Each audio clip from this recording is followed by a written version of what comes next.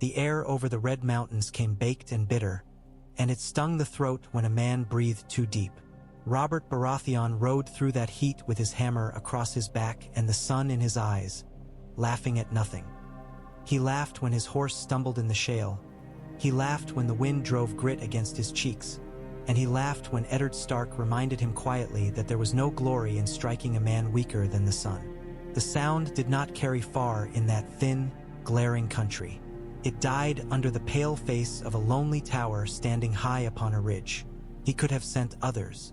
He was a king in all but name now, the victor on the trident, the hammer that broke a crown. King's Landing belonged to him by the right that the spear and the sword and the hammered breast deserved. But it was not enough to break the dragon if one shadow of the prince remained, and there was a shadow here by all whispered roads. Rhaegar's Rose Tower, tucked away where stones remembered old fires and the wind scoured bones down to sand. They said 3 white cloaks, grunted Martin Castle, squinting upward through a band of sweat. 3 knights and a tower. 3, Robert said, and when he smiled, he seemed to show too many teeth. Shame they couldn't find 4. I still have room on my belt. Eddard rode near, and the horse under him worked, patient and short of breath. He was wrapped in the north even here, in silence and snow-quiet eyes, in the way his hand never left the pommel of his sword. Howland Reed padded along on a sand-colored garron, slight as a tuft of sedge, a frog spear bound behind his saddle. The other Northmen wore dust like a second skin and kept their thoughts to themselves.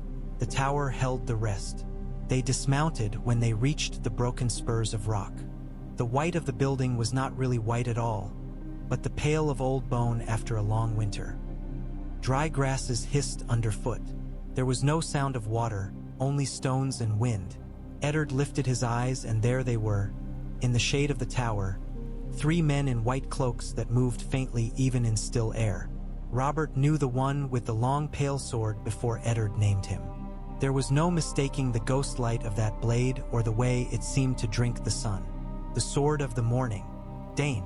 The name lived in tourney songs and in the cold catalogue that soldiers kept of the men they might one day meet and not survive.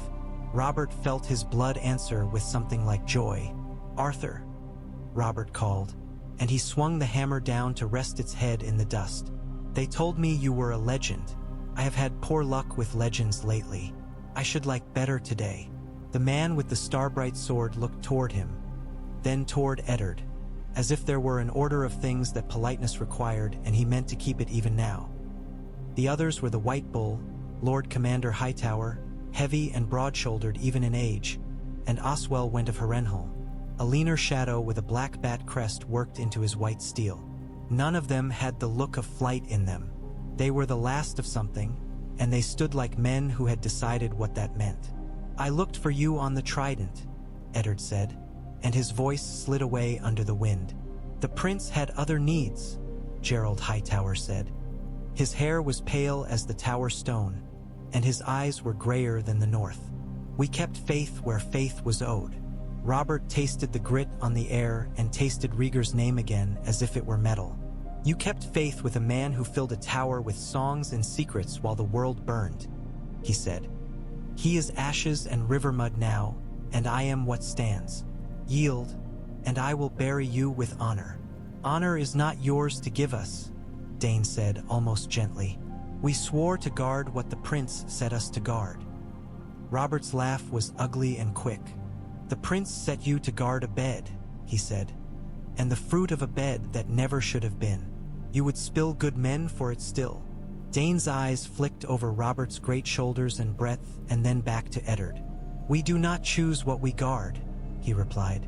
"We choose how." Howland Reed cleared his throat softly, a marsh sound that did not belong in that harsh place. "Whatever vows were sworn," he said. "They were not sworn to starve men who loved and bled their way here because they have questions only the wind will not answer." Went's hand closed on his sword hilt. Hightower shifted his weight, and Eddard settled like a man deciding whether a river's ice will hold if he takes one step further. Robert lifted the hammer again and rested it at his shoulder. The sun bled down the side of the tower in sheets. He felt light, the way he had felt on the trident. when everything narrowed and the river sang and Rhaegar's rubies flew. "No more talk," Robert said. "We end a thing today." They were 8 against 3 when the steel began to speak. For William Dustin would not be turned by Ned's low word, and Theo Wool grumbled that he had not come all this way to watch men in white wave their swords and hear nothing of it. Ethan Glover loosened his cloak, face tight and young around the eyes. The rocks bent their ears. The dust waited. Oswell went moved like a knife already in flesh. He cut into Martin Castle's guard before the other's sword cleared leather, so fast that Robert only registered the flash of white and the sudden thick wet sound of steel in a throat. Martin collapsed without a word. Hands clapped to the place where a voice used to be. Hightower met William Dustin with a blow that hammered shield into shoulder, and Dane came for Robert across the open like a tide. It was not like fighting Rhaegar. The prince had been all music and measure, a dancer's balance in silver armor. This was something colder, a geometry of light, the pale blade everywhere and nowhere at once. Robert felt the first kiss of it along his forearm when he turned to cut too late, and his blood made dots in the dust. He roared and stamped forward, bringing the hammer down in a crack that rang the tower and sent a small cascade of stone chips skittering. Dane had not been there. He felt the blade take a button from his brigandine near his ribs and thought for a moment that a wasp had stung him there. Eddard and Hightower came together more slowly, like two men who had known for a long time that they would be forced to measure one another at last and were seeing if there might be some trick of whether to delay it further. There was none. The White Bull's face was grave as a father's. Ned moved as a winter river moved, steady and deceptively deep. William Dustin spat pink onto the stones and went to one knee under another of the Lord Commander's blows. Theo Wool and Oswell went circled and clanged and broke apart and circled again, each time leaving something on the ground. Skin, breath, a better chance than the last. Howland Reed did not go to the press. He drifted at Robert's back like a reed shadow on water, small shoulders low, eyes alive.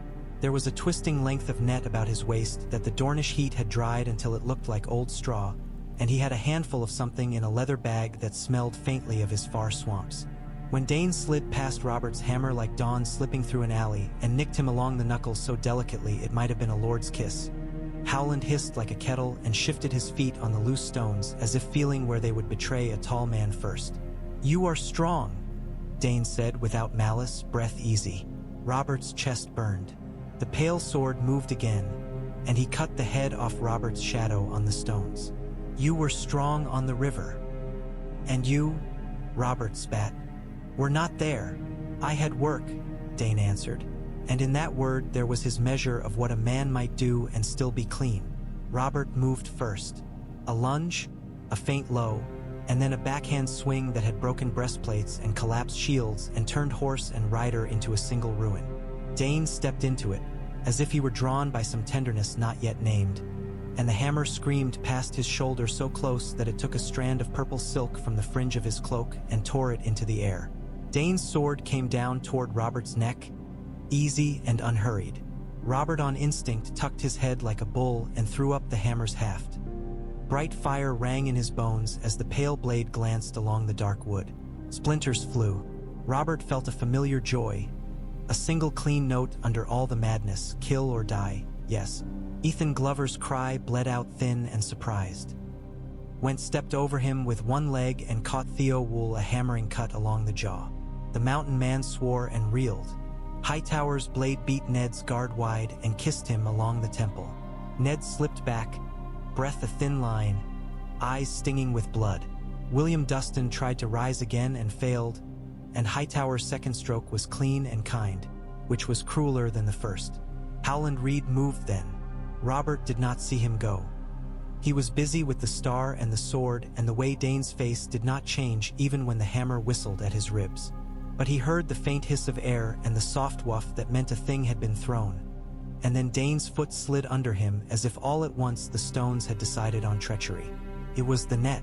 It came up like a ghost from the stones, a gray whisper that caught Dane's ankle and knee, and for one heartbeat only, it tangled the careful rhythm of the man's steps. Robert did not think. He could not have thought with his blood hammering in his ears. He went forward as he had gone on the Trident when Rhaegar was there to meet him, and all the years behind had required this one meeting. The warhammer caught Dane in the breast, just above the sunbrooch that held his cloak. It should have pulped the man down to ruin. Only, of course, it was Dane, and even wrong-footed he turned and took some of it along his shoulder instead of his heart. The crack of bone was a deep, sick sound. Dane staggered. The pale sword moved anyway, true as a confession. Its edge kissed Robert's cheek and left a line that burned. Dane's eyes, for the first time, changed. Not fear. Surprise only, as if the world had presented him with an absurdity. Falling, for example, and he admired the artistry. Robert drew breath and swung again, low, sideways, with all the force of every mile of march and every lost night and every time he had thought of a girl in a winter garden and found only emptiness there. Howland's net tugged a little as Dane tried to step and could not quite. The hammer struck his thigh and shattered it, and the sword of the morning went down with a grace that humiliated gravity. Dawn clattered among the stones with a sound both bright and mournful, the way high glass rings when a feast is over and the servants make order of what rejoicing has broken. Whence saw Dane fall and his face stretched, raw around the eyes. He struck Theowool too hard to be dutiful anymore and slid through the blood slick toward the place where the pale sword lay. Ned, with one hand on his own blood, blinking through red, stepped to meet him. Hightower waded in to shield the last of his men. Steel smashed and screamed. When it ended, the wind was the first thing anyone heard again. There were bodies under the tower, north and white cloaks and all the colors between. They cooled quickly in that air. Robert stood with his breath like fire in his ribs and looked down at Arthur Dane. Dane lay oddly, as if a patient mother had put him there on purpose. One leg wrong, one arm put away neatly across his chest. He was very young in the face when he was not standing. The star on his breast was bent. Robert wiped at the blood on his cheek with the back of his hand and left a dark smear. He was shaking a little. He was always shaking after, and there was a laugh caught in him that could not find its way out, for there was no joy left for it to ride on. Howland knelt and gently worked the net away from Dane's legs. Ned stood, breath thin, and his sword's point rested against the stones. The tower waited. Inside, Robert said, there was a woman in the tower who smelled of herbs and of fear. She had blue-tinged circles beneath her eyes and hands that would not stop working even when they were empty. She did not know names for the men who had come in with blood on their boots, and so she gave them none. She only said, "She burns," and led them along a passage where the air was sweeter and then wrong again, a sweetness like rotting flowers. They found Lyanna Stark in a small chamber lit by the square of a single high window. The light lay upon her like a hand. There were blue petals on the coverlet, dry and stiff and crushed now. The sheets were wrong with blood in a way that men from the north did not speak of in company. Her face was very pale against her dark hair. She looked smaller than Robert remembered, and younger, as if he were looking down through clear water to a girl, and the current was moving. In all his dreams of her, he had come in iron and thunder and lifted her to her feet and set the winter in her arms again, made of it a fairy tale with a hammer in it. There was no thunder here. There was only the sound of a child drawing breath. He had not seen the child at first. The woman had taken him to her breast to keep him quiet when men came in, and the small dark head had been turned away beneath the linen. When it moved and the mouth found nothing, it made a soft, outraged sound that cut Robert down the middle. He had killed men while they screamed his name in hatred and in prayer, and none of that had ever landed inside him this way. Eddard went to Lyanna. He went as a man goes to a cairn he has built with his own hands, slow, reverent, refusing to hurry a thing that cannot change. Her eyes opened when his shadow fell across her. They were the blue of the coldest sky. "Ned," she whispered, and the word broke. Robert stood at the foot of the bed and could not move. He felt suddenly that any step forward would put him into some story where he did not belong and could not control himself. It made him furious. "Lyanna," he said, and his voice sounded like a stranger's. She turned her head toward him. For an instant there was a clarity on her face that no fever could cloud. For an instant he saw the girl who had run in the godswood and thrown snow at him more accurately than any man had ever thrown spear or knife. The girl who had laughed and called him oaf and sworn that she would not be a trinket on anyone's arm.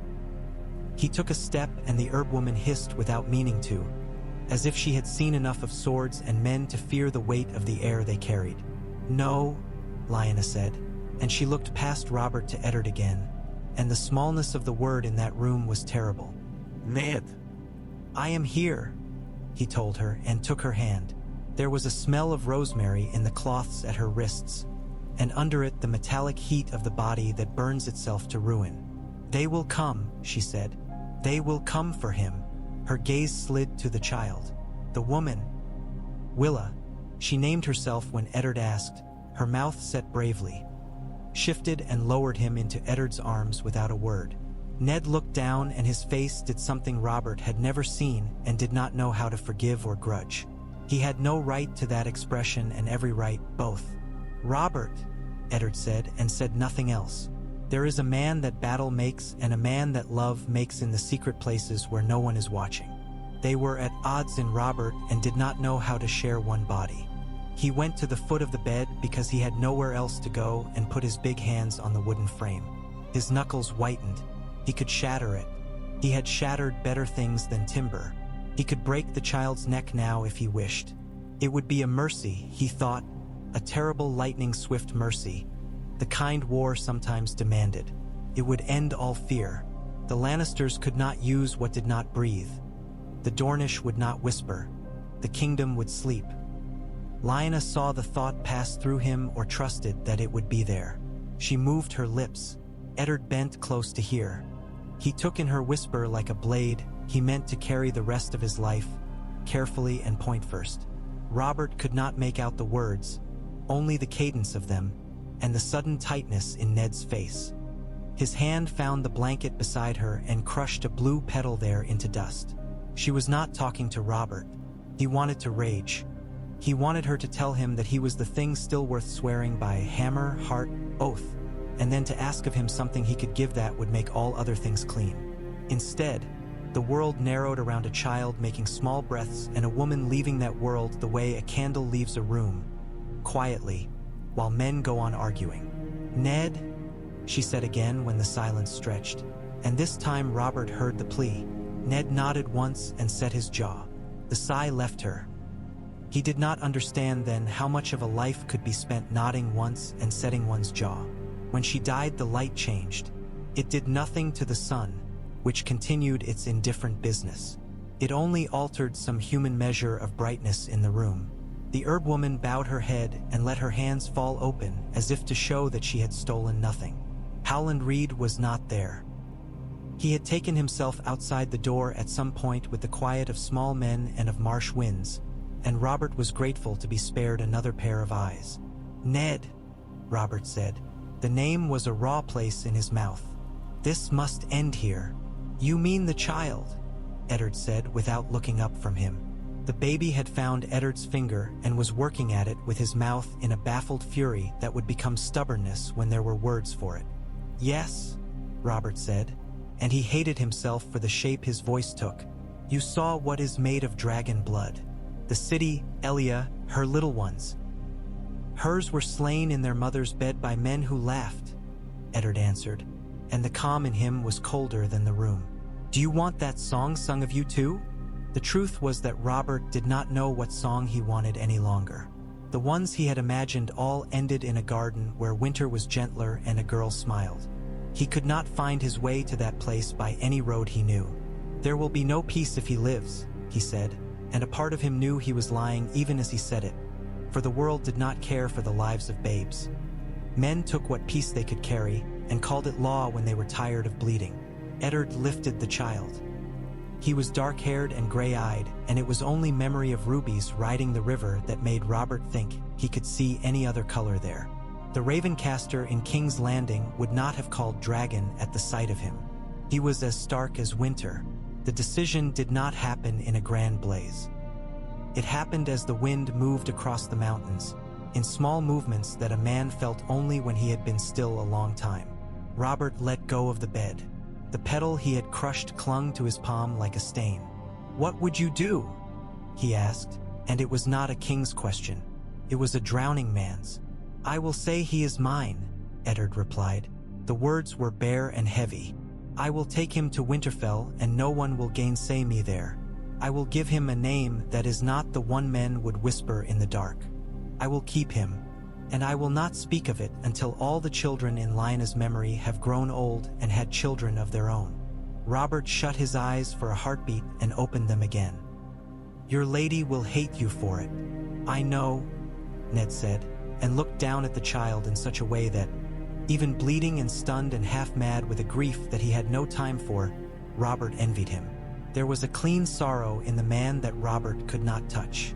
It was of a piece with snow and old trees and endurance. "How long will you trust me with this?" Robert asked. He meant, "How long will we be friends under the weight of a lie that is both of ours?" "As long as I have to," Eddard said. They burned the linens and washed the room. They wrapped Lyanna in clean cloth, and Robert himself carried her down the stair, because no man trusted altogether the ways in which other men touched his dead. They buried the Kingsguard in their white, and the Northmen in their plain mail, and there were too many stones to mark each, and so they made a long cairn under the tower and places in it where men would not step.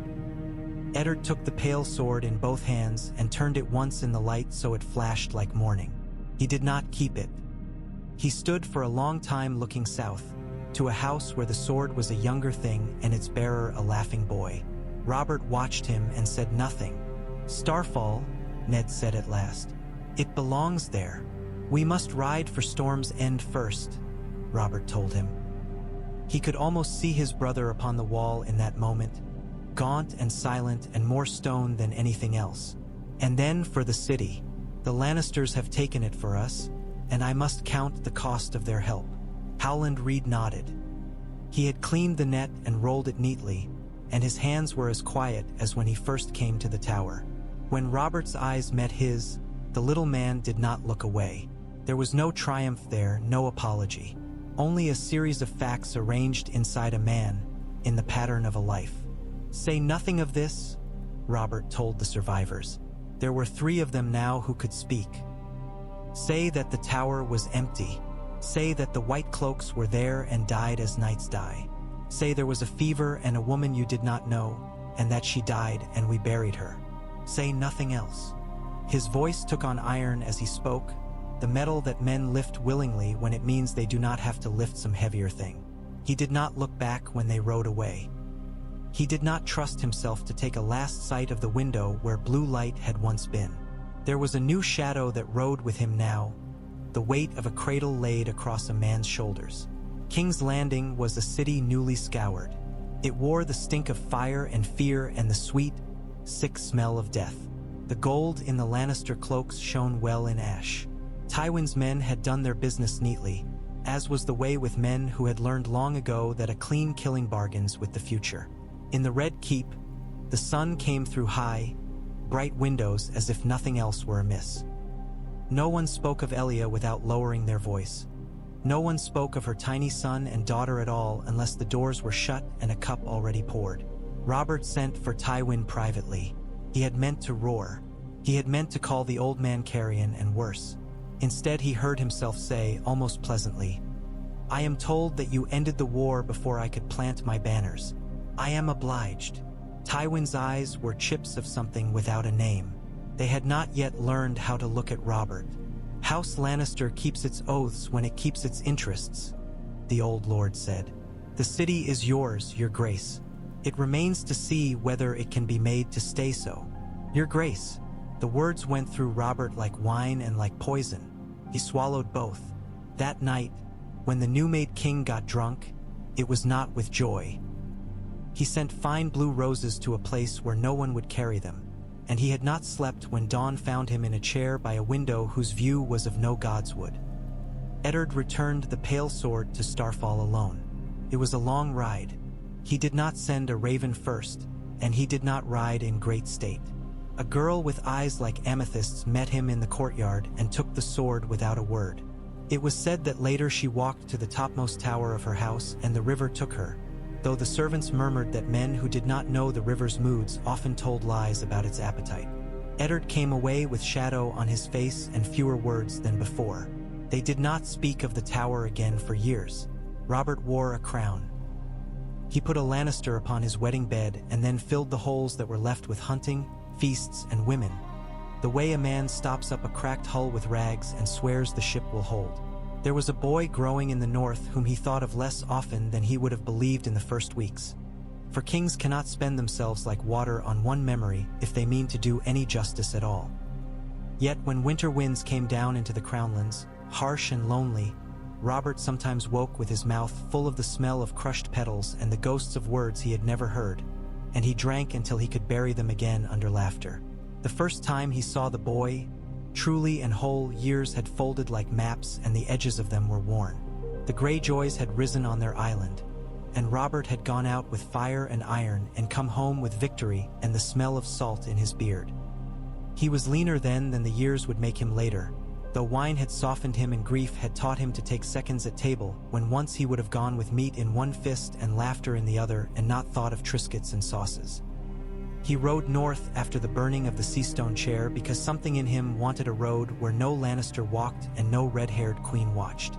He wanted old words spoken where the stones knew them. Winterfell took him in with its slow, square kindness. Wolves howled at night, and the way sound rolled in the courtyards was as familiar as old mail on the shoulders. Eddard's lady stood tall and cold, and the children were a tumble of black and auburn and red, save for the boy who watched with the quietest eyes. Jon Snow was 1 year shy of his first spear and already taller than the steward's son, who teased him and limped from a fall the year before that had left no scar anyone could measure. He had a careful way of looking at the world that Robert recognized and did not like to admit he recognized. When Robert swung the youngest daughter laughing off a barrel and set her down on her feet, Jon watched and smiled a little and then looked away, even though nothing in that moment could have demanded that a boy look elsewhere. In him, Robert asked Eddard that night, when the ale was sweet and the fire made the shadows dance like winter at a feast. In him, Eddard said simply. He is good with a blade? It was a stupid question. Robert knew it when he asked it. He wanted to hear Ned's voice say yes. He is quick to learn, Eddard replied. There was pride under the words and some sadness too. He watches. He does not boast. Good, Robert said and drank. He did not trust his tongue to choose the proper road among all the possible roads that lay before it and would not pick one at random as he might have once. After a time he said, I will not speak to him differently than any of your children. I will not show him a father's face. Good, Ned said and drank in turn. Years later, when Robert rode to Winterfell with a Lannister host at his back and asked Eddard to take up a dead man's chain and be hanged, the old tower came with him as surely as the boar hunt that would one day ride him down and all the laughing mistakes between. The journey north was like pulling a scab away from skin gone soft and healed wrongly underneath. The king's joints ached. The king's memories ached more. The boy was there under the walls, taller now and clamp-jawed, a bastard with a lord's bones set comfortable under his skin. His eyes were stone-gray and careful. When Robert laid that heavy hand upon his head and jested with Arya and brushed Sansa's hair with a knuckle and called Robb young and fierce and Bran a climber of things that did not want him, he studiously forgot Jon twice and remembered him perfectly the third time. He turned away when he wanted too long to look. Cersei was watching. Eddard watched too, and the space between the men filled with both gratitude and a kind of weariness that comes from carrying a thing together too far. In the crypts, among the kings with stone wolves at their feet, Robert stood before the girl he had not saved. The sculptor had given her an older face than the one in his memory, the severity of a woman inscribed upon a girl who had laughed into snow, because no one could imagine and carve the small traumas of a fevered brow and the restless hands of a childless bride. Blue winter roses lay in iron at her knees. The smell in the air was of damp and stone and old earth. I loved her, Robert said, because someone had to say it, because men lied about such things when they were young, and when they were old and the truth belonged in a room sometimes like someone's bones belonged in their grave. I loved her better than I knew how to love. She would not have been happy as your queen, Eddard said without cruelty. She wanted quieter things and wilder things, not both at once. Robert laughed and muffled the sound with his big hand. It echoed anyway. She wanted a north I could not wear, he said. I would have brought her south and turned her into a pretty story that I might have carried with me when I went into the places where a king does not get to bring his heart. He touched the stone rose with a finger and did not feel it. Exactly. There is a boy in your hall who looks like you more than he looks like anyone else. I will not harm him. I never will. I know, Ned said. But those who come after you may try, if the truth is hung about him like a bell. Let it not be a bell, Robert said. Let it be a stone. Stones sink. He said that, and he meant it. He meant it as a man telling himself, too. The days that followed buried both of them in other matters. A hand must count ships and coin. A king must strike between appetite and duty and not fall too often on the wrong side of things. Though if he did, he must be charming enough that men would excuse him until they could not. Petitions crawled at him like ants.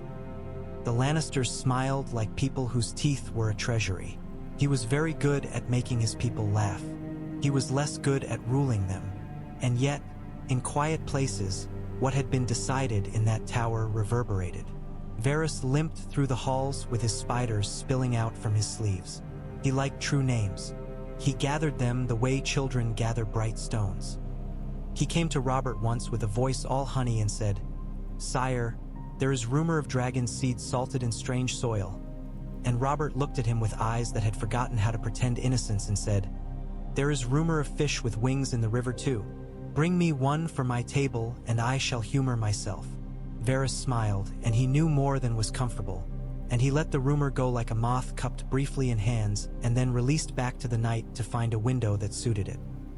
Cersei watched the bastard count grow in the city and the country, and she, who had no patience for men pretending to be special when they were ordinary, could not be expected to care about one wolfish boy in a distant place when there were brown-haired lads to be disposed of to keep her own secret safe. Jon Snow's danger faded not because the world forgave him, but because the world was busy with its own lies.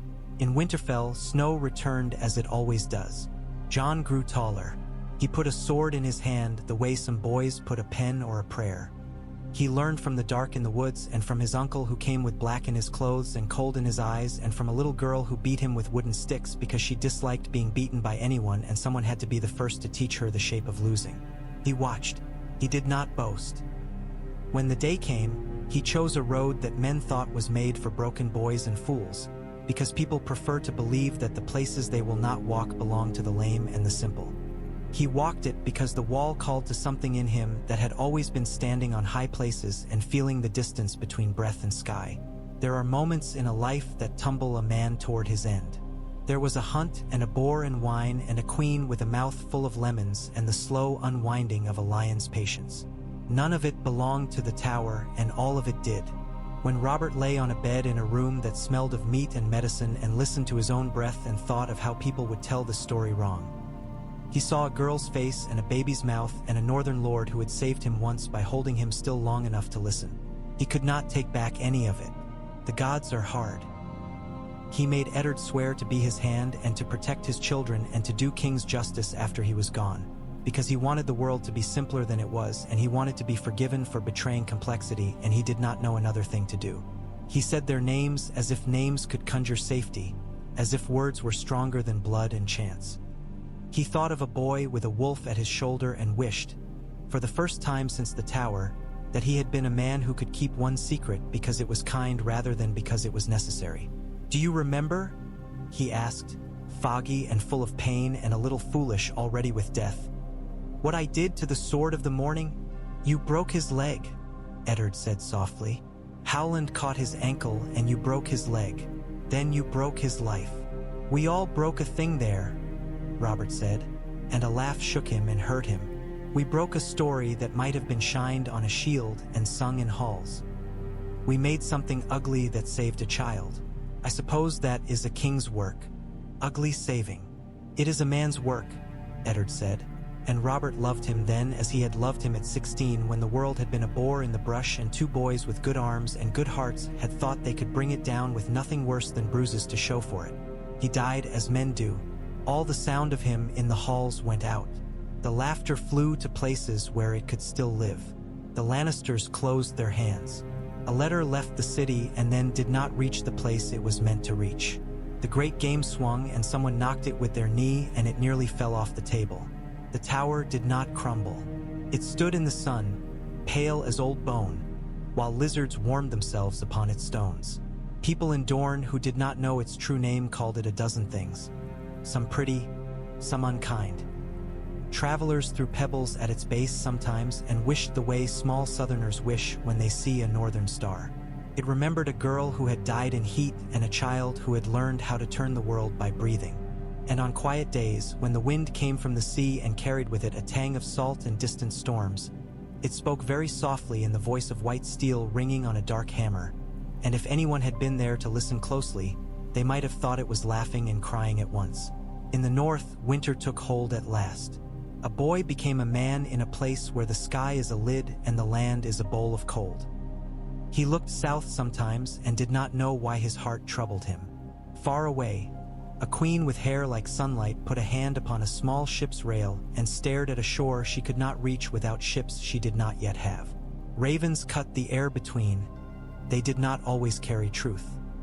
What mattered had been carried already, by two men who had not been saints and did not pretend to be, up a long stair to a room where a woman's breath had been counted like coins. It would not save them from what was coming. Nothing would save anyone from the truth that the night itself sometimes remembers its own hunger. But the boy was alive because Robert had marched and had not done the easiest thing a man could do when fear made him simple. He lived and loved and bled in a world that was not made for kindness, and he was stubborn about making a little corner where kindness could stand. That might have been enough for Lyanna, had anyone ever thought to tell her. It was not joy. It never would be. It was only what men had in their hands after the songs ran out and work remained. Eddard came once more to the place where stone kings kept their swords, before his world unraveled entirely. He laid a single blue flower at the feet of the carved girl whose face was not truly hers and said nothing. He did not have to. The North knows silence. It knows what is planted there and what may grow in it if men are patient. Somewhere on the wall, a boy with a bastard's name looked up as if a cold wind had found him indoors and closed his eyes briefly and thought of wolves. In King's Landing, the lion's mouth opened and did not close again for a long time. All these things were a single web strung between three men in white and a hammer that had done what it was made to do, and a vow whispered with blood drying on the sheets. And the tower waited in the sun. Night returned to King's Landing with a sour breath, and the Red Keep wore it like a thief's cloak. The lamps in the Tower of the Hand bled yellow through shutters, then went dark one by one as if the stones were blinking. Eddard Stark sat with a sealed letter cooling under his palm and the weight of an old vow across his shoulders like mail he had forgotten to remove.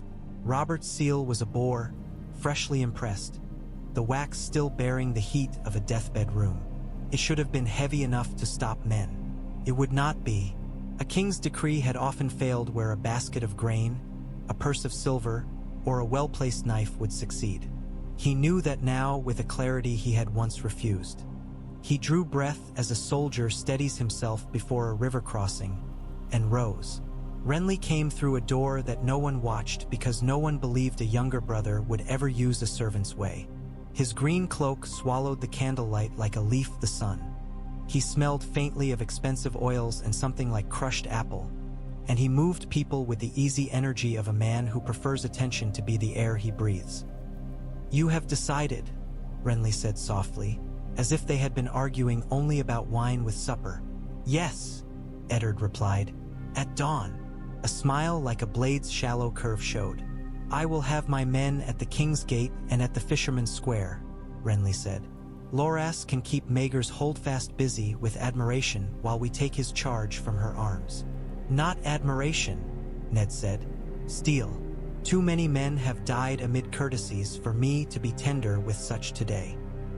He put his hand on the letter, then pushed it aside and took up a second, his own hand heavy and plain where Robert's had been broad and heedless.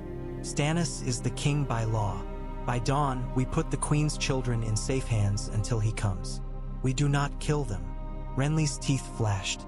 "I do not make a habit of killing children, my lord," he said with a little mock hurt.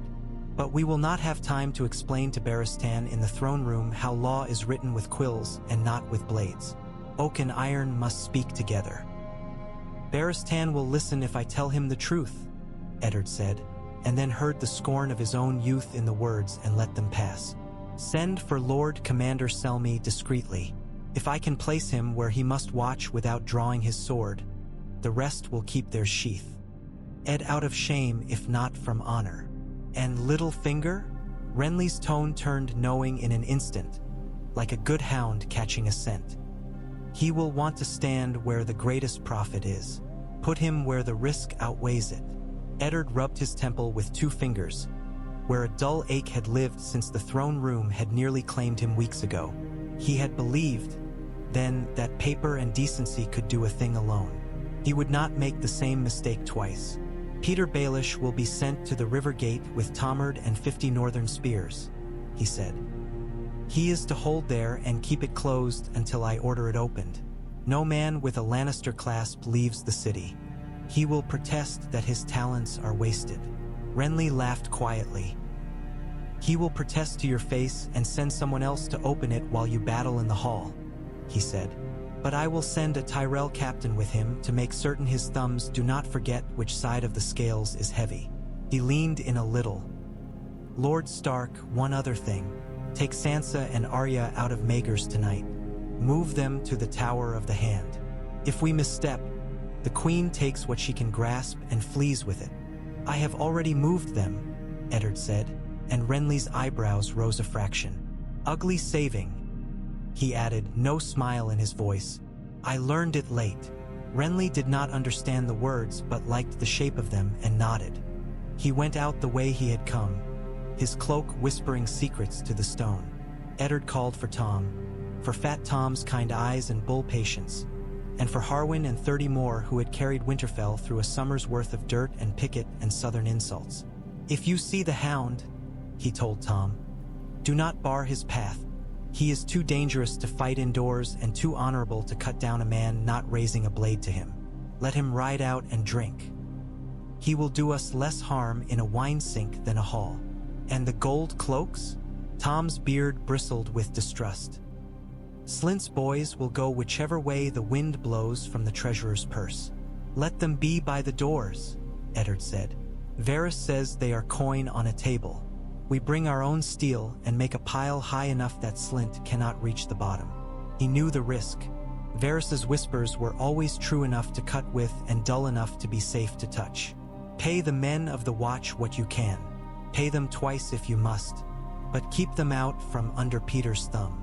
When the room was empty, the night laid its hand upon him again, and he felt the old longing for snow and quiet places where a man's next decision concerned timber and rations rather than the turning of cities. He thought of a small room full of blue petals and the heat of a dying body and a baby's impatient mouth. Ugly saving. He strapped it on. At dawn the hall was cool and hollow and smelled faintly of beeswax and old blood. The throne sat at the far end like a thing someone had drawn too big and then tried to fit into the room anyway. Eddard came in through a door that pages preferred because they liked to whisper in corners. Behind him walked Winterfell's men with eyes that had learned the shapes of treachery in alleys and of sweat under armor. Beside him came Renly, with Loras Tyrell at his shoulder and 100 Reach Knights in pale green and bright enamel who had never seen snow in their lives and thought honor meant a mantle and what one did upon it. The Queen had chosen the middle of the morning for her move, when the city's bakers were cursing and the nobles' households were late to rise. She came bright as a blade freshly polished, gold hair braided to show a white neck, her 2 younger children a step behind like precise echoes. Joffrey, in crimson so dark it almost ceased to be a Lannister and wanted to be royal for its own sake, slouched with a boy's ignorance of his own face and the way it betrayed him. Barristan Selmy stood by the throne with a careful vacancy to his expression, his white cloak falling still as frost. Janos Slint had put his men by the doors, with their ugly black cloaks and their eyes that counted coin as deftly as they counted exits. Cersei smiled without showing her teeth, a courtesy reserved for men she did not fear. "My Lord Hand," she said, "what a relief to know you will help us seat my son." Eddard saw, almost immediately, that she did not know he had moved his guards within the heart of the Red Keep through unfashionable corridors. He saw that Littlefinger was not in the hall. He was glad of both. "There will be no seating," he said, and his voice traveled to the high rafters and back to him as if the room wanted them more than any of the people. "Not today." She tilted her head a little, like a cat looking at something that cannot possibly be a mouse and yet behaves as one. "Not today," she said. "And why is that, my lord? The king is dead. Joff will say his words. And Robert left a will," Eddard cut her gently. "It names me protector until the rightful heir arrives to claim what is his." He could feel Renly beside him, vibrating like a bowstring. "That heir is Stannis Baratheon." "Stannis?" she repeated, and her mouth made the name into something sour. "Book law. Men will not bend their knees to parchment old as dust. They will bend to swords," Renly murmured pleasantly from Eddard's left. "Which is why mine are here." Two of the gold cloaks shifted. Janos Slynt measured, weighed, and licked his lips. Barristan did not move at all. Joffrey's face arranged itself into a sneer and then, when Eddard's northern men did not flinch from it, into something less certain. "You will not," Cersei said, but it sounded a little like a suggestion to the gods. "You will not speak treason here." Eddard took one step forward and lifted his good arm. The injured one still ached in rain and memory. His fingers opened. In his palm lay the seal. The boar's face gleamed darkly. "It is no treason to do what a king commands," he said. "Stannis is Robert's heir and lawful successor. Until he comes, I act to keep his seat warm. Until he comes, your children are guests of the realm." The last words fell with a weight he had chosen carefully. Guest could mean prisoner in the right rooms. He needed Barristan to hear that. He needed Barristan's conscience to put its thumb on the scale. The old knight blinked once and looked from Eddard to the boy in crimson, and then past them to a space that no one else could see. His hand twitched, not toward his sword but toward some old memory of doing better. Cersei's smile bared teeth at last. "This is folly," she said. "Give me the paper before you hurt yourself with it, and call Lord Baelish. He's the master of coin, not you." "He will. Peter Baelish is at the river gate," Eddard told her. "He holds it closed." She blinked slower this time, then recovered and tilted her chin up the strangest fraction. "How thoughtful of him," she said. "We will remember him in our prayers." At a nod from Renly, Loras Tyrell moved as if he were dancing and placed himself between the queen and the small door that led to Maegor's holdfast. For green cloaks followed, then two more. Eddard's Northmen drifted, casual and purposeful, toward the doors. Janos Slynt swallowed. The Hound had not come to the hall. Eddard had seen to that. Meryn Trant and Boros Blunt stood like badly carved figures with their hands resting on sword hilts as if they could not remember what came next. "Do not," Cersei said softly, and for the first time he heard in her something that recognized fear by its true name. "Do not, Stark." He thought again of the room in the mountains and of a brother's face when asked for mercy that threatened a realm. He thought of Robert's hand at the foot of the bed crushing a flower to dust. Ugly saving. "I must," he answered. It happened in the gentle way that danger sometimes likes. "No charge, no clamor." A single movement, a little one. Renly lifted his hand and let it fall. A dozen green and gray men moved in unison. Two swords rose. One of Janos Slynt's gold cloaks set down his spear instead of lifting it. He had weighed a purse the night before and found it fuller than he had expected. Barristan Selmy stepped forward and put himself in front of Cersei and her children with a motion so small it made no sound, and did not draw steel. "This will be made a matter for the council," he said into the air, and those who loved order exhaled. "Lord Stark acts under the king's seal and for the good of the realm he believes he serves. The children will be..." He paused, choosing Eddard's word, tasting it for poison, finding it palatable. "Guests." Cersei stared at him, and the air between them shifted in a new way. Whatever private language of glances and small commands had existed between her and Barristan for years cracked. Eddard gestured with 2 fingers and Harwin took Joffrey by the arm, as if he were escorting him to a seat at supper. The boy stank of fear suddenly, and it made Eddard pity him, though he knew he should not. Tommen came without resistance, eyes wide and blue, and Myrcella tossed her head and smiled because she had been told from birth what a smile could do and did not yet know when it stopped working. They did not bind Cersei. He did not wish to make her a martyr before there was a king with patience enough to make the blood spilled in her name mean something. "Your Grace," Eddard said, giving her the title as a courtesy to the past, not to the claim. "You will be treated with all honor." He met her eyes to show that he understood how little that would cost him and how much it would cost her. "You have given me a gift," she said calmly. "I will not refuse it." He did not ask what she meant. Varys would tell him later, with hands fluttering and eyes lamenting, and the news would make him tireder but not cautious enough. They left the hall behind them the way men leave a field after a hunt. Quiet, with the weight of what killing has done just beginning to settle. Outside, the city changed incrementally, like a man shifting a burden from one shoulder to the other as his back begins to ache. The bells did not ring. People watched doorways and kept their mouths full of bread when soldiers walked by so no words could fall out. Ravens flew, small, ugly, important. The first of those carried Eddard's letter to Dragonstone. Davos Seaworth came ashore in King's Landing with 3 fingers fewer than nature had assigned him and a humility that never bowed low for anything but truth, and he was shown to the Tower of the Hand when the hour was decent and his boots were cleaned. Stannis Baratheon received him where the sea never left his eyes. Davos told him simply what had been done and what waited. "Lord Stark invites your grace to take the Iron Throne," he said. "He holds the Queen's children and the city guards who count coin as their liege lord. He holds the Red Keep with a mixed force from the north and the Reach. He asks you to come by sea with what ships you have. He will open the gates to a rightful king." Stannis did not exhale for a long time. He had always been waiting to say yes to history without anyone present to hear him.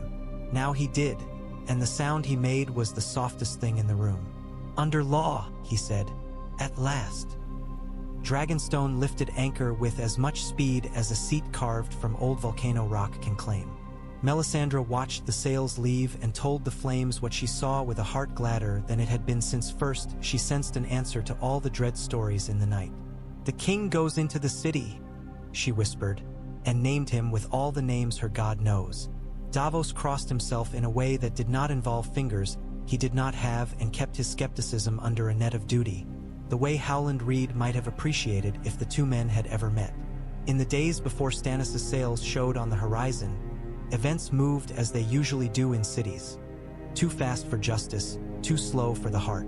Tywin Lannister received the news of his grandchildren's capture with no change to his face at all save a small tightening at the hinge of the jaw. He reshelved his pride, a book too large to go back easily without scratching what it brushed.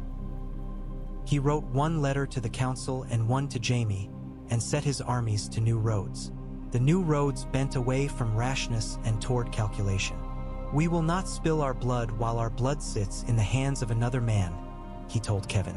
"We will make them bring the children to us wrapped in paper and apology." Littlefinger did not present himself at the river gate when his duty offered him the chance to be seen doing it. The Tyrell Captain Eddard sent to shadow him returned with the interesting discovery that Peter Baelish could pass between walls like smoke when coin and women were queuing at a door inside. When Eddard asked Varys, the eunuch's hands fluttered like white pigeons startled off a corn crib. "The river runs in many channels, my lord," he said mournfully, "and some men have boats in them all." "Find him," Eddard said, and Varys gave him the kind of look that means a man will try very hard to fail gracefully. Sansa wept into silks and then into her pillow and then into the place inside herself where girls keep their best dream for rainy days. Arya stared with a wolf's flat assessment at men who called themselves kings and measured whether the fatigue at their edges meant she could slip past them with needle and a loaf. Eddard placed them where the swords were thickest. He locked the doors he could lock, and he prayed to gods of smooth wood and old stone, because he had come too far south to kneel to trees and water with his knees in moss. At dusk on the 4th day, Orange sails like a remnant of sunset touched the line where the sea meets the sky. Stannis' ships came in with the patience of men who have learned that waves obey no banner. And Davos's small sound boat slid in ahead of them like a fish that likes harbors enough to lie about what it is. They moored in Blackwater Bay and lined their gangplanks with men who had no gift for charm and did not want one. Stannis came ashore with a frown and a crown made not yet of metal but of certainty. Eddard met him at the King's Gate with his own men, with Renly and Green at his side, and with Varys and Grand Maester Pycelle behind them like two unmatched bookends holding up a row of books that did not belong together. Cersei, at Eddard's insistence, was not brought to witness. The children were. Baratheon led them, white as salt, and Joffrey trembled with indignation and fear in equal measure. Stannis stood on the quay and did not speak for a long time. He looked like a man who had finally been shown the door to a room he always believed existed and now hesitated not because he feared what was inside, but because he knew that once he passed the threshold he would never belong in any other room again. "Lord Stark," he said at last. "Your Grace," Eddard answered. He had not called another man that since he stood by a bed and refused to tell a truth that would break a realm. "King Robert left the city to my care. I return it to his blood by law. I hold the Queen until you decide what justice requires. I hold her children as well. I will not see them harmed." "You speak my mind," Stannis said, which would come to mean more later than it did in that moment. He looked at the boy in crimson for the length of a breath, and no longer. He looked at the girl and the small round boy, who was softly counting the teeth of a man beside him with his eyes as if they were coins. "Baratheon," he said, and there was an odd warmth under the iron of his tone. "I am pleased to see your cloak still white and not red." "Your Grace," Baratheon said, and bowed like a man who has put down a weight he was not allowed to carry and been given another that fits. Renly cleared his throat, and Eddard felt the way the air between brothers can thicken quickly. "And do I stand only to admire?" the younger Baratheon asked lightly. "Do I hold spears for ceremony and the honor of green banners?" "You will have place enough," Stannis said without glancing at him. "The law has no need of your men today. It has need of your acceptance." He turned back to Eddard. "Have you sent letters to the Lords Paramount?" "I have," Eddard said. "Some will answer with coin, some with silence. Tywin Lannister demands his grandchildren. He has not moved yet to throw men at walls that hold them. The Tyrells watch their gardens and water them with rumor.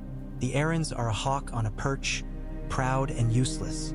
The North waits for me. I will give Tywin his kin when his son Jaime bends the knee to the king he attacked and releases those he has taken," Stannis answered simply.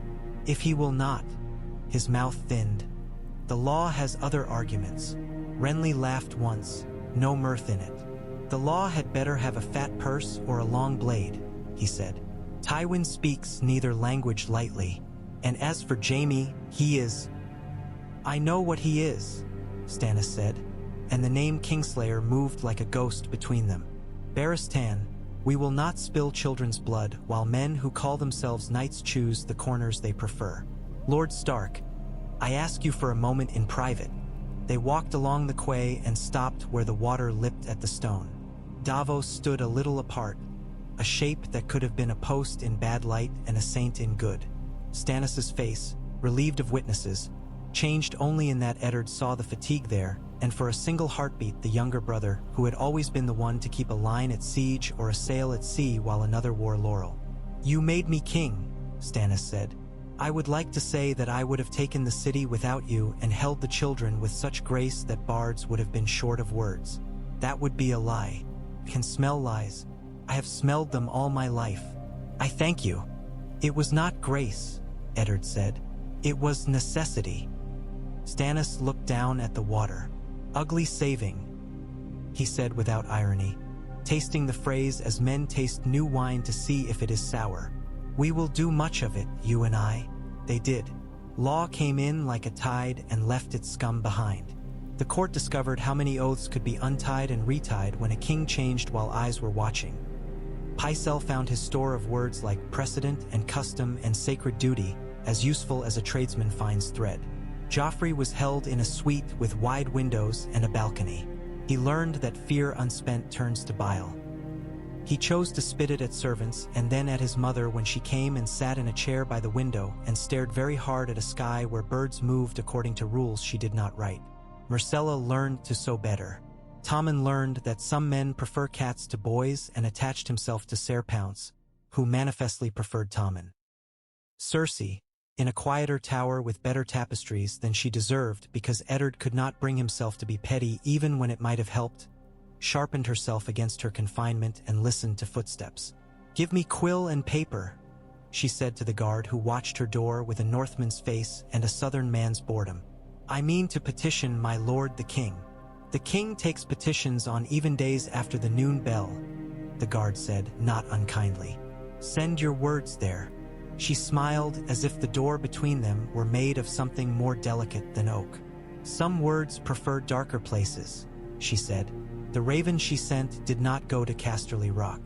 It went to Highgarden and then to Bitterbridge, where the Tyrell lords sat in warm pavilions and considered the scent of power the way men in a kitchen consider a roasted bird.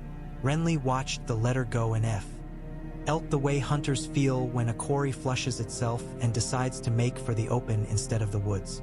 "She plays still," he told Loras, "even in a cage." "She always will," Loras said, and tightened a strap on his breastplate as if men might be made ready for queens with simple leather. Tywin Lannister moved at last, but sideways like a chess player who has decided to make his opponent grow impatient. He sent Tyrion to play in the Vale with knives made of promises and then put his main force where a missing blow would be felt worst. He did not strike for the city. He struck for grain and for road. He watched to see whether Stannis would come out in anger, and when the king refused, he wrote in a private hand to men in the Westerlands that their lord was patient, which they had known, and smart, which they had not doubted, and offended, which meant a great deal when gold had to be moved and bought and sold. In Riverrun, Catelyn Stark, who had not captured Tyrion Lannister in this telling because the roads had shifted by an hour and a warning had reached the inn where daggers like misunderstanding hang from rafters, sent ravens to her lord father and then to her husband. She wrote calmly and quickly and asked whether the lion meant to chew at the Tully's fish before trying to swallow the stag.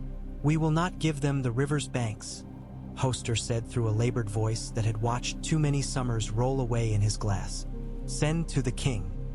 He is not the man to flatter, but the man to inform." Stannis took information as if it were meat. He chewed and swallowed and asked for more. He sent Davos to Manderley and got ships. He sent a man who did not fail to the Night's Watch with coin and orders for the realm's prisons to be cleaned and their filth given a wall to clean instead of cells. "We will send men to where the stories grow cold," he told Eddard. "And we will listen when the dead speak if they do. I will not be the king remembered for laughing at ghosts until they knocked his keep down."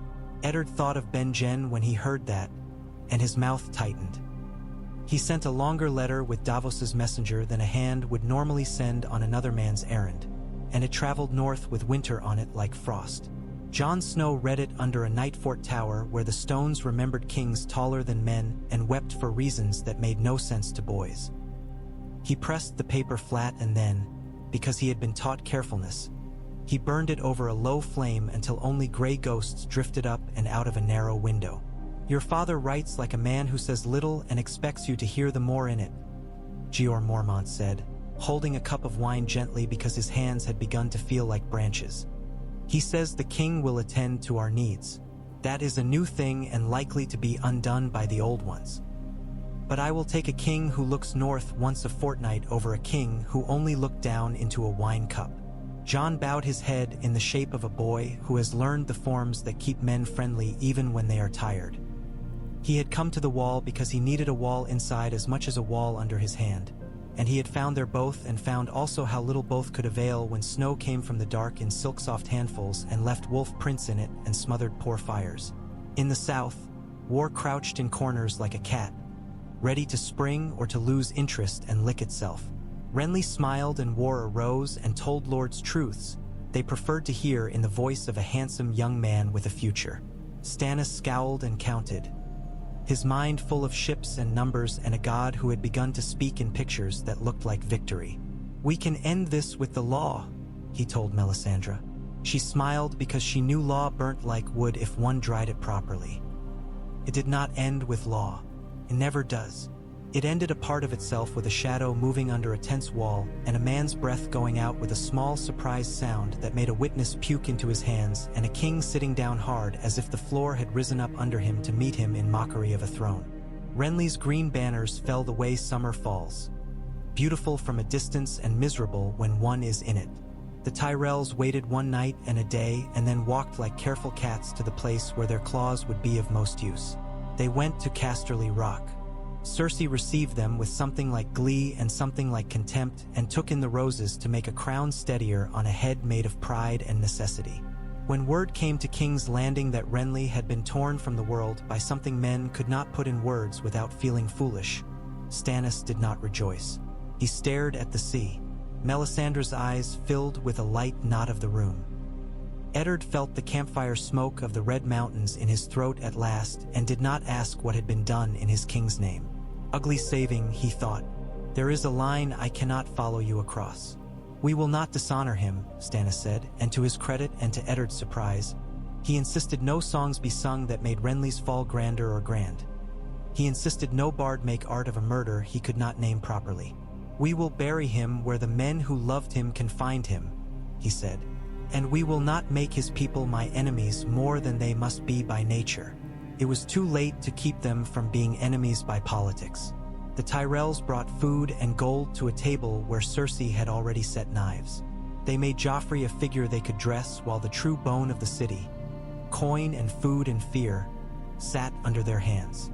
The Lannisters poured soldiers into the riverlands and burned and raped without apology, with orders rather than permission. Tywin kept a clean cloak on while others do his dirtiest washing. It was almost beautiful how he never had a bloodstain that was not placed where he meant to be seen. In all of it, the Lannister grandchildren remained in Eddard's care. He watched Tommen learn chess with a frown and a patience King Robert had never had for any game that did not end in someone singing. He watched Myrcella sew and hum and break stitches and fix them. He watched Joffrey sit very still sometimes and stare at the mountain across the bay as if he could make it crumble with his hate.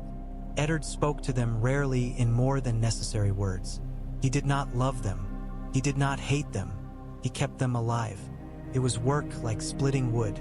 He did it well. Tyrion Lannister, driven to the city by a forced tide rather than his preference, came in under a white banner with a letter of safe conduct that had been twice amended and 3 times tested. He rode a small horse the color of dust and smiled at Eddard with the weary civility of a man whose wit often gets mistaken for rudeness simply because it is obvious. "My Lord Hand," he said, "I have come to trade words for blood." "What words?" Eddard asked. They sat with wine that Tyrion did not drink and bread Tyrion did. "The sort honest men hate to hear," Tyrion said, "because they always believe there is a nicer way to say the same thing. Give my sister better rooms and better guards. Give my nephew a tutor who does not look away when he strikes cats. Give my niece a friend who will not sell her to the highest bidder among her women. In return, my father will reduce what he takes and what he burns to force you to give them back. He cannot mean to raise a king while he undermines everything a king sits on." Eddard looked at him carefully. "And when we have made all more comfortable," he said, "what then?" "Then we will wait until someone else does something stupid," Tyrion answered frankly. "This is a city. That will not take long. In the meantime, perhaps we can teach a boy who will never be king to be a better man, and perhaps we can send a girl who will marry badly into that bad marriage with something besides terror in her bones, and perhaps we can help a child who wants to be kind learn to be strong too. I am a Lannister," he added. "I care about such things less than most men think. But I am also human, which is a shame I have learned to endure."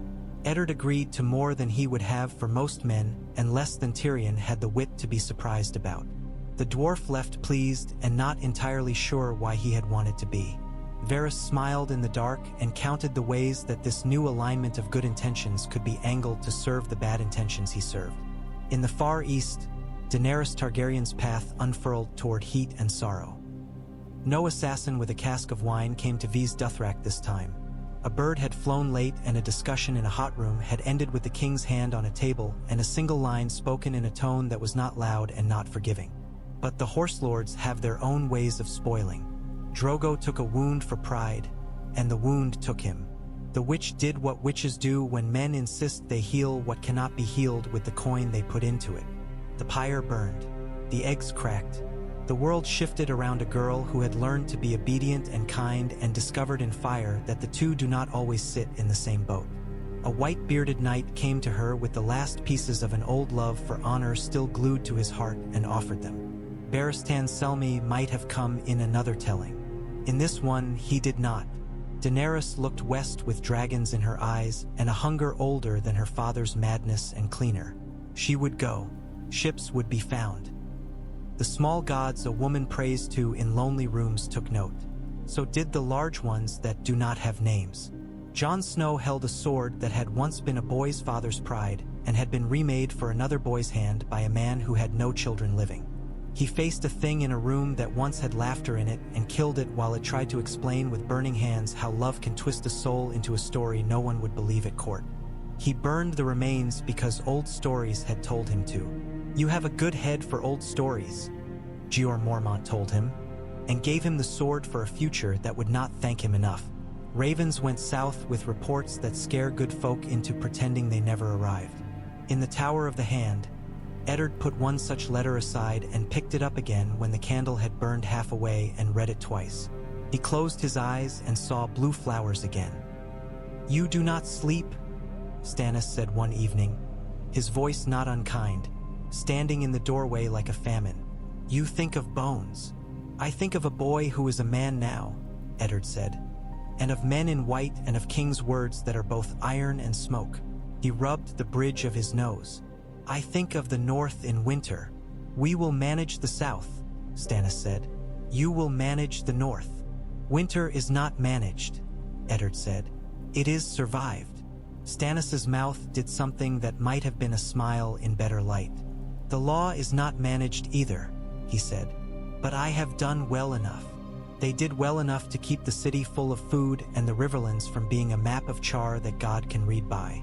They did well enough to keep the Tyrells satisfied with being powerful and not yet foolish enough to be greedy, and the Lannisters busy calculating and not so desperate that they would risk all at once. They did poorly enough to let a girl with dragons grow her strength on the far side of a sea that men who hate cold water convince themselves will always be between, and to let a winter with purpose begin to slide down a spine of stone into men's courtyards and rooms. When the first true cold came, a letter flew down the King's Road faster than the snow that put weight upon its wings. It came to Eddard's hand at dawn, and it said fewer words than he wanted and exactly the right ones. It was from a boy under a wall where stars have learned to be colder than they are in songs. And it said, "My Lord Father, the dead are not what we think. They are worse. We need men and fire, and we need you to tell king and courts to be less proud. Your son, Jon. Pride is a thing made of good oak and bad water. It swells and shrinks where a man least wants it to." Eddard took the letter to Stannis without breaking his fast. The king read, set it down, and said, "We will send men, not gold?"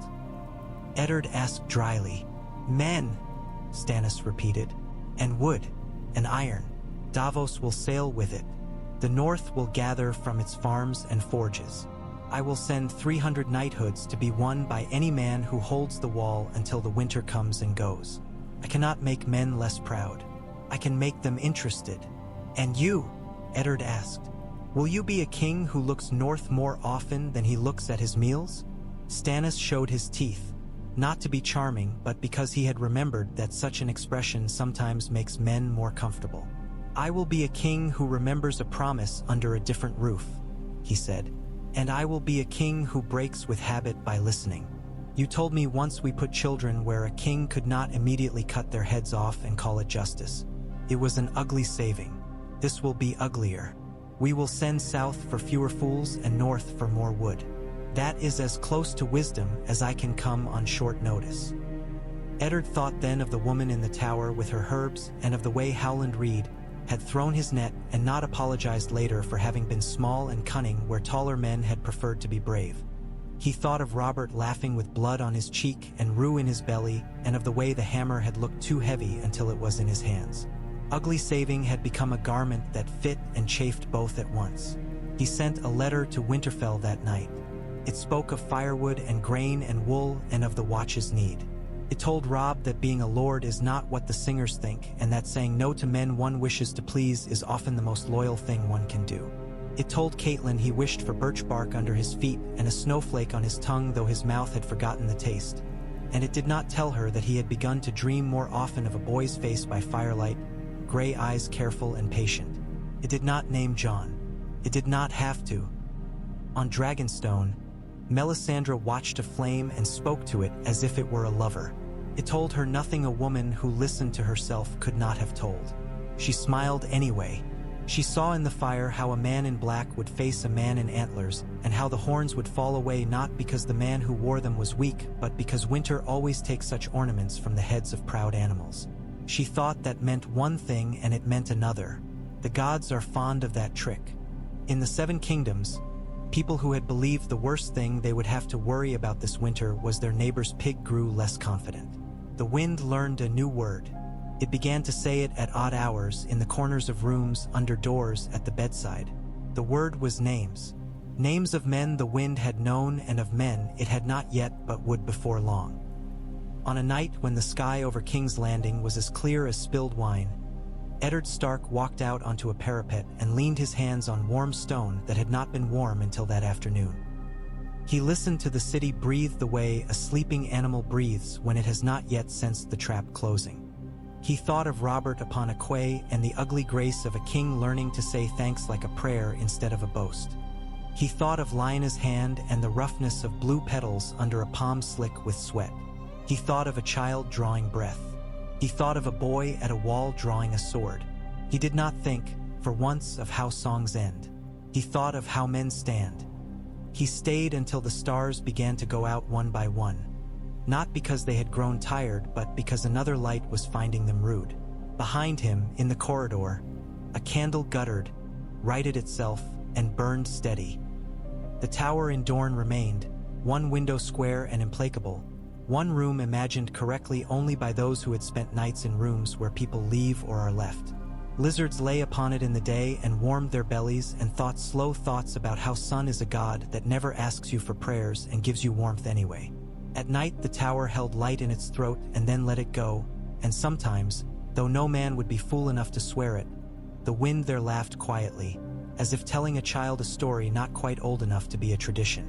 In the north, a wolf lifted its head and sang. In the east, dragons slept and dreamed of bones. Snow came, men went. Kingship and law did their slow dance and made of themselves a shape that would look good carved on a tomb more than it looked good at supper. But in the moment that had mattered first, a man had marched to a tower and chosen not to be simple when simplicity would have been a relief.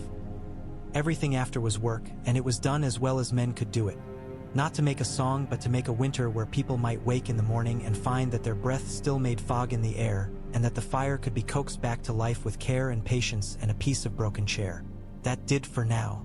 The letter from the wall asking for more men and more wood and more wildlings, who could be convinced to stand on one side of an argument rather than another, went out in a good hand and returned answers in many fewer than it deserved.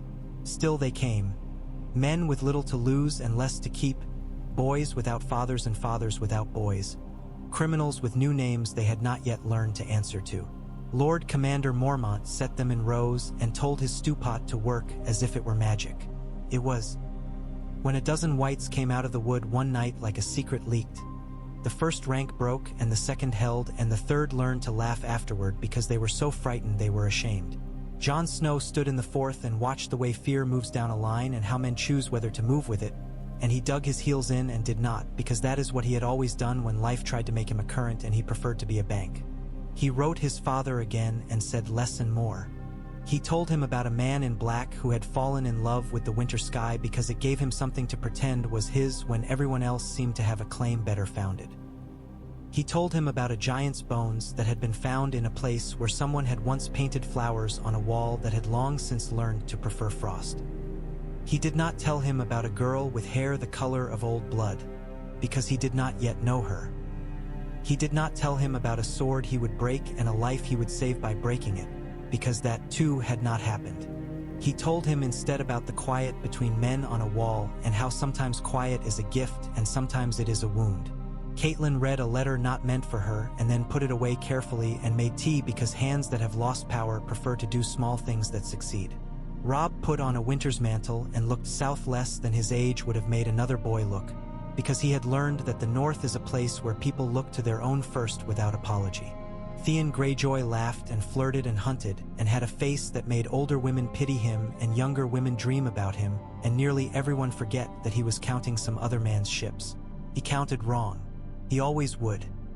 Davos sailed north with holds full of timber and rows of men shackled lightly because they had been promised they would be freed, where the air hurt and men in black would tell them their sins had been bought with cold coin. He stood on deck and ched seabirds circle and remembered onion hatches and a time when one good wind had made him rich enough to buy back the pieces of himself the law had clipped and thrown to dogs. He did not like the Red Woman. He did not dislike the king. He loved his sons with the full heart of a man whom the sea has taught to measure his joys in fist-sized portions. He hoped the wall would not be pretty. Pretty places are dangerous. Work is better. Varys told the council that the price of candles had risen. He told them that the bakers were talking to the butchers like conspirators do, which meant little and could mean everything. He told them that when Joffrey slept he sometimes cried out, and that when Myrcella slept she sometimes sang, and that Tommen slept the way good boys sleep until they become men. He told them also that a ship flying no colors had been sighted off Lys with a woman on her prow, whose hair glinted in a way that made men speak in low voices later, and that when it turned north it made a wake that looked to a drunken pilot like a ribbon of smoke. He laughed when he told this last because he was paid to laugh, and then he went back to his chambers and did not laugh and made notes in a hand so precise no one who read it later could be sure it was not someone else's. Stannis sat a throne that still did not quite fit him and held court with a severity that made jokes around supper tables begin to sound like prayers around midnight. He listened. He punished. He rarely rewarded, and when he did it was with such dignified awkwardness that men treasured it for its rarity. He did not have charm, and so men invented honor for him because they needed something to explain why he continued to sit when so many other men would have stood and declared they were tired of chairs. Eddard stood to his right and said less when the matters were simple and more when they were hard. It was not a partnership to make singers drunk. Kept bread in ovens. Cersei wrote to her father, and Ilan Payne sharpened his sword because that is what he did when nothing else would keep his hands from remembering things. Joffrey learned to enjoy dogs more than he enjoyed cats because dogs are easier to break. He broke two. Eddard replaced them with one and gave it to Tommen by a door with northern discipline in his eyes and said, "If your brother harms it, I will prohibit the kitchen from making honey cakes for a fortnight." Tommen looked horrified. Joffrey looked bored. The dogs survived. There were nights when Eddard dreamed of the Red Mountains again, because some kinds of pain make a man's body into an instrument that plays one song so well it fears to learn another. In the dreams, Dane stood and did not fall, and Howland's net missed, and Robert screamed in the bright and died with a look of astonishment that turned the world into an absurdity from which no beauty could ever be coaxed again. He always woke before the hammer swung. He was grateful to be spared the sound. He preferred the sound of wolves, far away. Sometimes he could hear them even in King's Landing. The ravens brought one letter during a rain that fell with more determination than most armies. It came in a hand he did not recognize, and it spoke of faces worn by priests that did not belong to them, and of a queen across the sea whose child had a laugh that made men uneasy because it sounded like a promise from someone who does not say please. It spoke, too, of dragons that were not rumors anymore, and that last line made a candle gutter where no draft should have been. Stannis called a council that lasted into the next night and ended with his fist on the table and a single, "We will," that made the room exhale. "We will prepare for enemies known and unknown," he said. "We will send word to Dorne to test whether an old hatred can be turned into a new purpose. We will tell the Tyrells the truth and watch whether they prefer to garden under dragons or under antlers. We will bind the Lannisters to their own fear and see whether it makes them loyal. And if it makes them worse?" Tyrion Lannister asked wryly from his place at the end of the table. where he preferred to sit so he could see everything without being seen as seeing it. "Then we will do what we have been doing," Stannis said. "Work." Eddard left the council chamber when the sky was beginning to think about light again and walked down a corridor where the stones were old enough to have learned humility. He stopped at a door and listened. Within, a boy snored softly with a dog at his feet and a wooden sword in his hand as if sleep were his enemy and he meant to fight it. Eddard smiled and did not open the door. He did not need to see the boy. He needed only to know he slept. On the wall, Jon Snow looked at a girl across a fire and believed in something it took all his lessons to unbelieve later. He learned that love is another kind of law. He learned that it punishes, too. He learned that it has loopholes. He learned that it calls itself a king without wearing a crown, and that it gives commands in a low voice and expects to be obeyed. When the time came to choose, he broke and mended in the same day. He thought of a letter that never named him and a hand that had always been careful more than it had been warm. He took care. He remained cold. He did not do it well, and that was a relief because it meant he was still human. The tower in Dorne did not fall. It listened, and sometimes when the wind was right it said a name that, if heard by a man in the right mood, would have sounded like a question and an answer at once. It had seen a king who preferred work to songs. It had seen a lord who preferred truth to ease. It had seen a woman who had chosen hard things for love. It knew better than most buildings that the world continues anyway, like a river that does not honor stones because they stand where it wants to go. Winter took the land, and it did not give it back politely. Men stood where they had to. They made fires. They told the truth when they could and lied when it protected someone who deserved protection. They did ugly saving.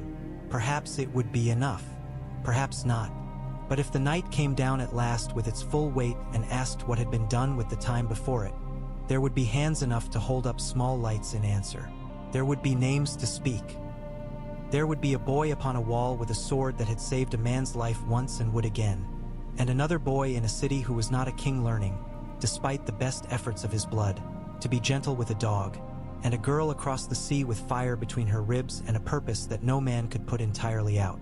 There would be a king who counted and a hand who watched and a promise that had hung like frost in the air since a day when a hammer made a sound that rang longer than the life of the man who swung it. Somewhere, perhaps, the gods that do not have names argued the way old men do about whether they had seen such things before and what they had meant then.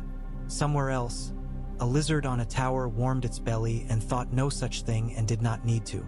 The sun came up. The war went on. The work did. The story did not end.